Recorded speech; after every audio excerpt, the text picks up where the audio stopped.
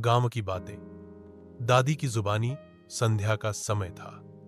सूरज ढल चुका था और गांव के हर कोने में धीरे धीरे अंधेरा पसरने लगा था।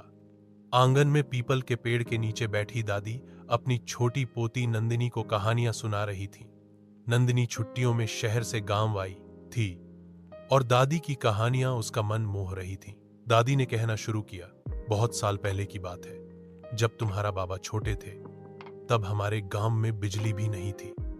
हम चूल्हे पर खाना बनाते थे, कुएं से पानी भरते थे और गर्मियों की रातें छत पर तारे गिनते हुए बिताते थे। दादी, क्या आप मोबाइल चलाती थीं तब? नंदिनी ने भोलेपन से पूछा। दादी मुस्कुरा दी। नहीं बिटिया, तब न मोबाइल था न इंटरनेट। तब तो दोस्ती असली होती थी। लोग चिट्ठियों से बात करते थे। एक बार की बात है, दादी ने फिर कहना शुरू किया। गांव में एक बुजुर्ग महिला रहती थी, अम्मा। उनके पास ढेर सारी कहानियां थीं, लेकिन सबसे बड़ी बात यह थी कि वो सबकी मदद करती थी।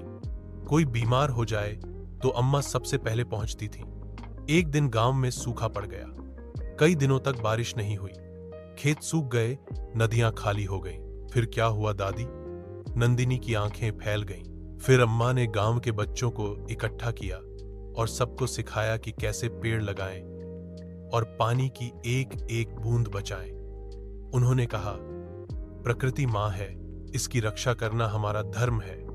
धीरे धीरे गांव वालों ने तालाब की सफाई की, नहर बनाई और सब मिलकर मेहनत करने लगे। कुछ महीनों में फिर से बारिश हुई और गांव फिर से हरा भरा हो गया। वाह दादी, अम्मा तो हीरो निकली, नंदिनी चहक कर बोली। दादी ने हंसते हुए कहा, हीरो वही होता है जो दूसरों की भलाई के लिए काम करे।